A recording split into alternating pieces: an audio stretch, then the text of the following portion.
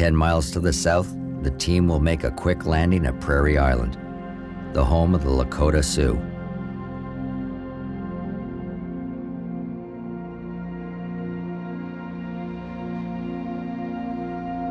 The team will meet Chief Red Cloud, a respective native elder. He will bless their journey with a smudging ceremony.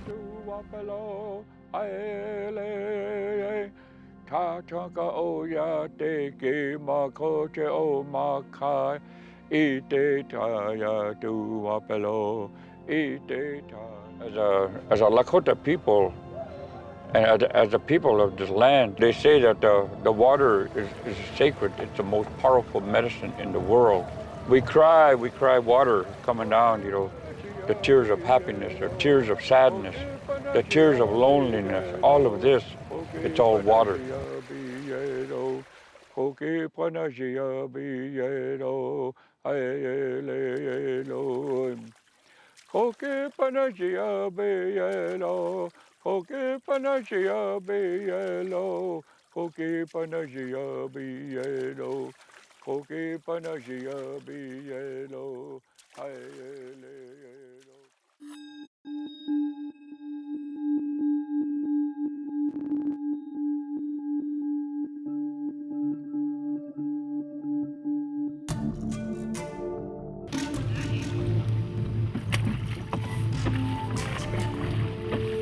Brett organizes the team to row in 20-minute shifts.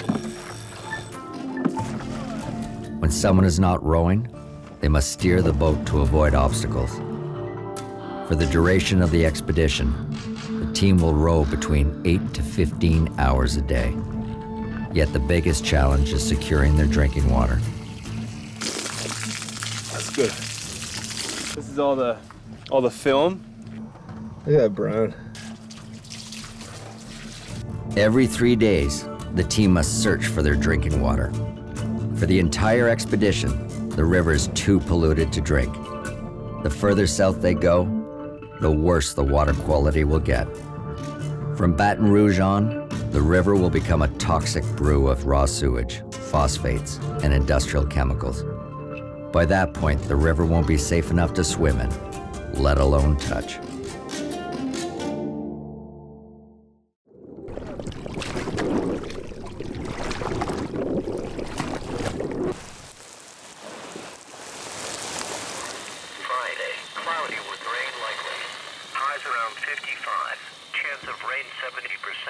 Yeah, it's pretty cold.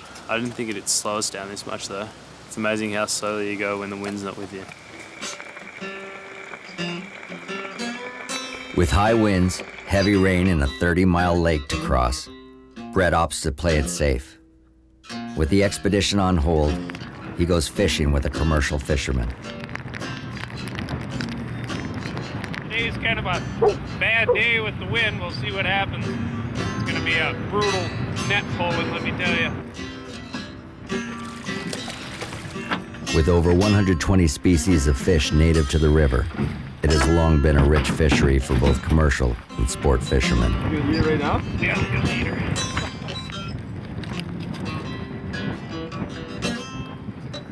You know, when you come out here on the lake, you go your 4 nights, how many fish do you usually get, or do you hope to get?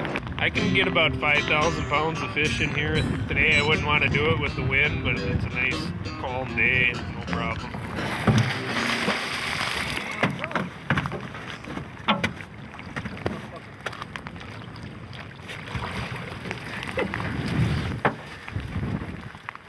That's a $20 fish, don't want to let him go. It's a flathead catfish.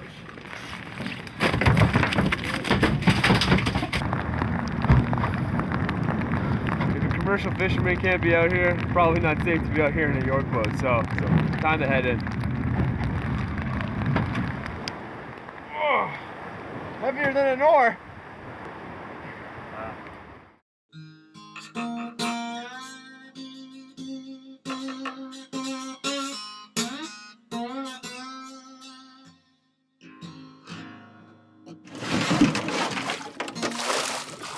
We got 18 miles to cross a big lake like this, so when we got calm weather like this, we want to take advantage of it.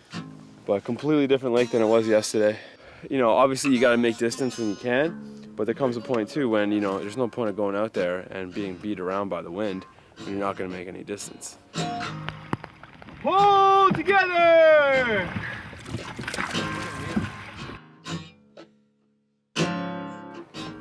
Despite the sleet and rain, progress continues. But the team's oars continue to break. They did not have enough time to build proper oars before setting out, and there are no spare oars left.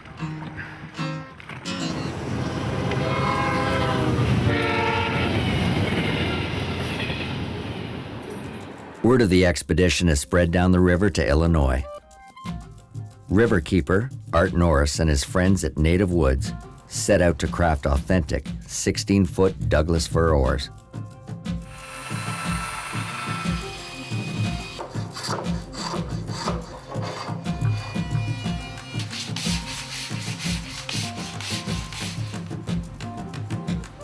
Oh, they're beautiful. They're your masterpieces as far as I'm concerned.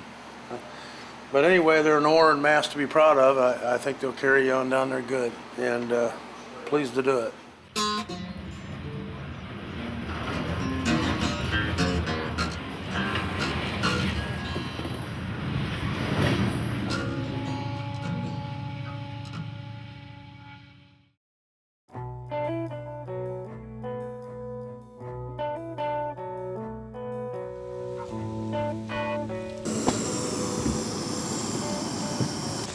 It's getting colder.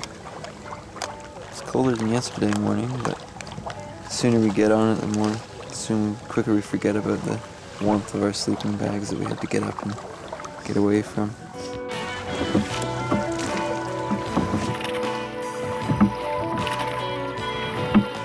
With new oars on the way, Brett opts to make their greatest push yet, row 60 miles in one day.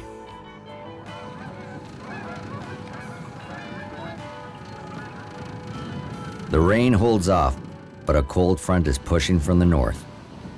The coming night will see the temperature drop to well below freezing.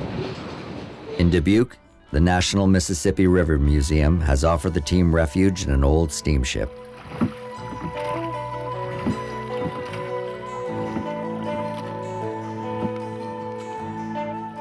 After 20 hours of rowing, by 2 a.m. the next day they have rowed 60 miles. More than doubling their previous record. Exhausted and cold, the team's confidence is at an all-time high.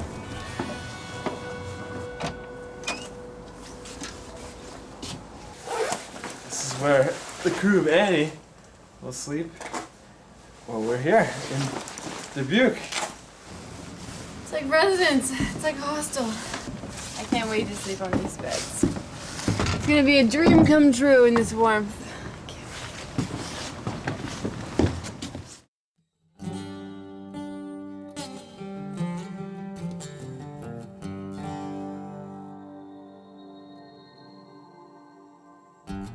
As the team waits for Art to deliver their oars, Brett takes the opportunity to meet another river rat, Ike Hastings, a local legend who built his own paddle wheeler. I'm 85. I'll probably go another 20 years without any problem. And I'll probably enjoy the 20 years. That's not going to be sitting in an old folks' home somewhere. This is a little 2-cylinder diesel here with a turbo.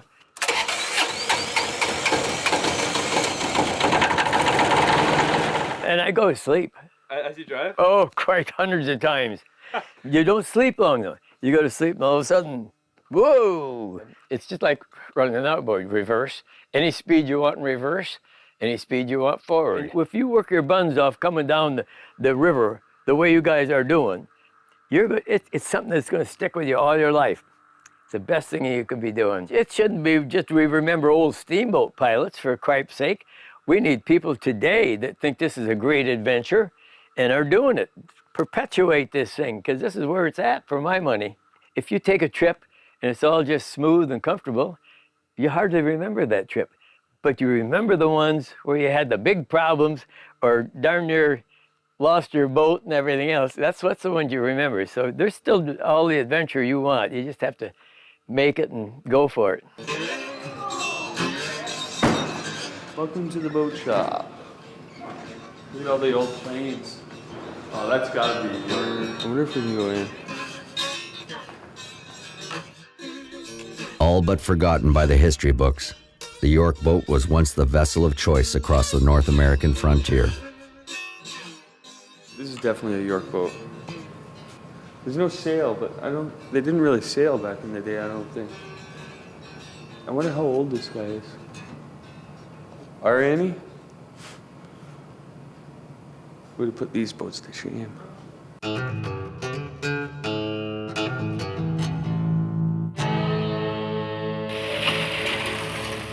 lot lighter than I thought they'd be, that's for sure.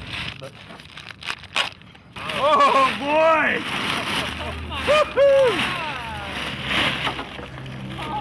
Came from a railroad I-beam.